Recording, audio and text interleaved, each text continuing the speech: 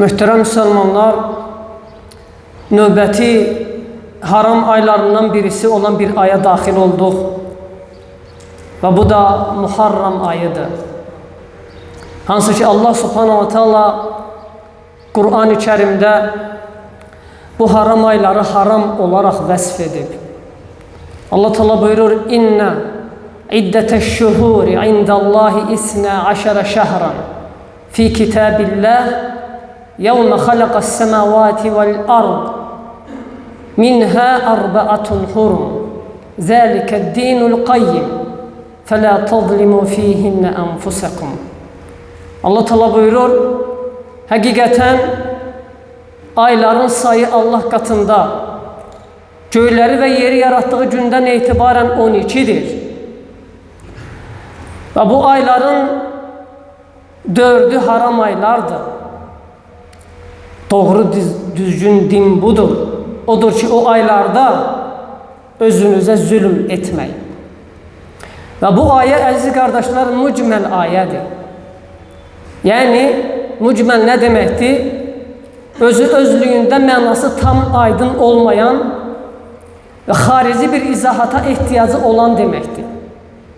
Yəni bu termini yaxşı olar ki biləsiz, çünki şəriətdə çox tez-tez istifadə edilən bir termindir, mücməl. Özü özlüyündə tam mənası bəlli olmayan, xarici bir izahata ehtiyacı olan deməkdir. Çünki Allah Teala ayədə ayların haram olan ayların 4'ü olduğunu qeyd edib, amma hansılardır o haram aylar?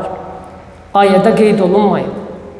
Belə olduğu halda Allahın Resulü sallallahu aleyhi ve sellem bu mücməli bəyan edir hədisdə.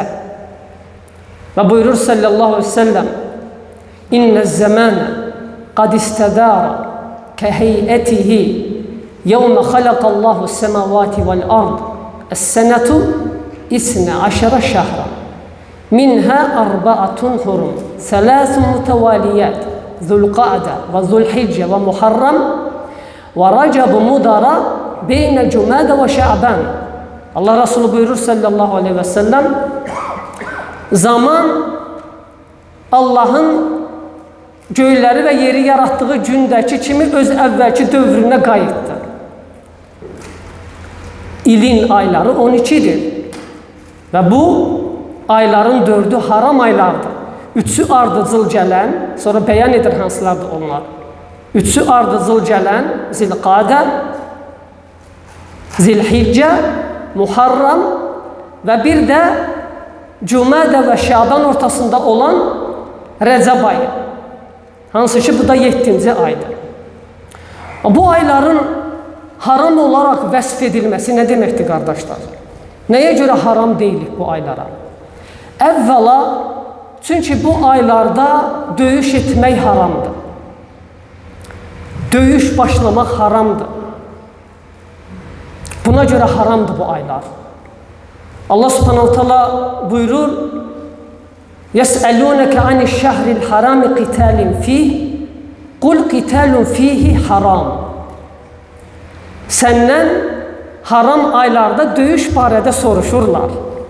Haram aylarda döyüş barədə. De ki, bu aylarda döyüş haramdır. Haram.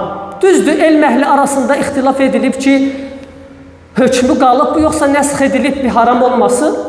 Amma ayələrin zahiri onu göstərir ki, bu aylar haram olaraq qalmaqdadır.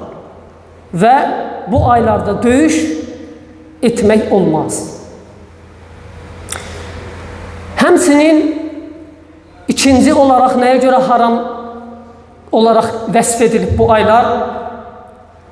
Bu ayların bəziləri Zulqada və Zulhiccə ayı kimi həcc dönəminə düşür. Yəni həcc aylarıdır.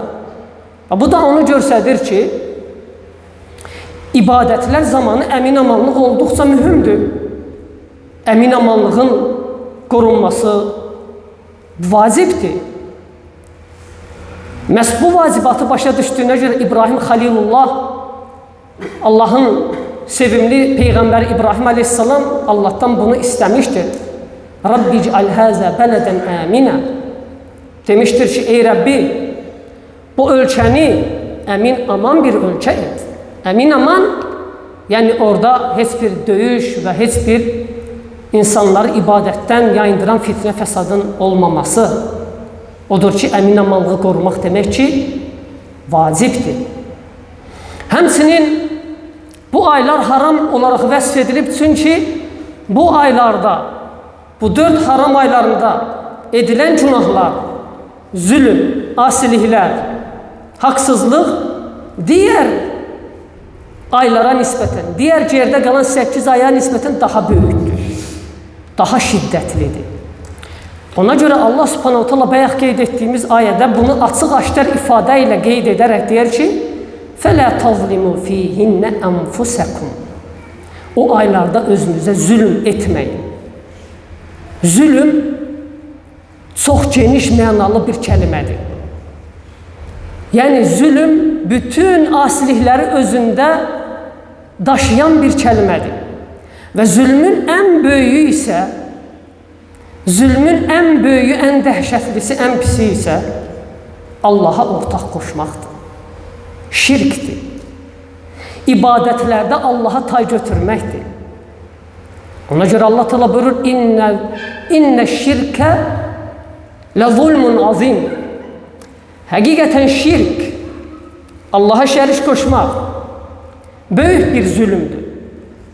Həmçinin zülümdəndir bidətlər, din adına edilən xurafatlar böyük bir zülümdəndir. Allah Teala buyurur, قُلْ إِنَّمَا حَرَّمَ رَبِّيَ الْفَوَاحِشَ مَا ظَهَرَ مِنْهَا وَمَا بَطَنَ وَالْإِثْمَ وَالْبَغْيَ بِغَيْرِ الْحَقِّ وَأَنْ تُشْرِكُوا بِاللَّهِ مَا لَمْ يُنَزِّلْ بِهِ سُلْطَانًا وَأَنْ تَقُولُوا عَلَى اللّٰهِ مَا لَا تَعْلَمُونَ. Allah Teala buyurur, de, Allah hər cür yaramaz əməlləri, hər bir günaha, istər açıq-aşkar edilən, istər gizlidə edilən, hər bir yaramaz əməlləri, günahı, haqsız yerə zülmü, Allahın haqqında heç bir dəlil nazil etmədiyi halda Allaha ortaq qoşmaq və bir də Allah barədə bilmədiyinizi danışmağı Allah Teala haram edib. Allah Teala haram edib. Və çox təəssüflər olsun ki, bu qeyd edilən ayədə, şərəfli ayədə Ərəf surəsində qeyd edilən bu günahların hamısı məhz bu Muharram ayında hamısı edilir. Muharram ayında hamısı edilir. Halbuki bu Muharram ayı ibadət və itayətlərlə Allaha yaxınlaşması lazım olan şərəfli bir aydır. Çünki hədisdə Allahın ayı deyə qeyd edilir. Allahın Resulü buyurur sallallahu aleyhi və səlləm, Afdalus siyami ba'da Ramazan siyamu şehrullahil muharram ve afdalus salavati ba'da'l mektuba salatul leyli. Peygamber sallallahu aleyhi ve sellem buyurur ki, Ramazan ayından sonra en faziletli oruç Allah'ın Muharram ayında, fikir verin, Allah'ın Muharram ayında, Allah'ın ayı diye vəsf edilir bu ay. Allah'ın Muharram ayında tutulan oruçtur. Ramazan ayından sonra en faziletli oruç deyir. Muharram ayında, yani bu ayda tutulan oruçtur. Ona görə eğer bu ayda Allah'ın razılığına əsasən əməl etmək istəyirsənsə, Kur'an ve sünneye muvafiq olan əməllər et. Kur'an ve sünneye uygun olan əməllər et. Oruç tut. Xüsusən bu Muharram ayının 10. gününün orucu. Hansı ki Aşura günü deyilir. Aşura gününün orucu. Hansı ki Allah Resulü buyurur bu oruç barədə sallallahu aleyhi ve sellem, Siyam-ı yevmi Aşura əhtəsibu alallahi en yukaffira senetelleti qablehu. Deyir ki, Aşura gününün orucu Allah'tan ümid edirəm ki, bir il ötən günahları bağışlasın. Fikir verin, ibadət, Allah'ın razı qaldığı bir əməli edərsənsə, az da olarsa, bu Allah üçün sevimlidir. Allah subhanahu teala bizləri bu ayı ibadət və itayətlərlə keçirməyə müvəffəq etsin. Aqulu ma tesma'un və estağfirullah li və lakum və lisairil muslimin min kulli zam fastagfiru innehu huvel gafurur rahim.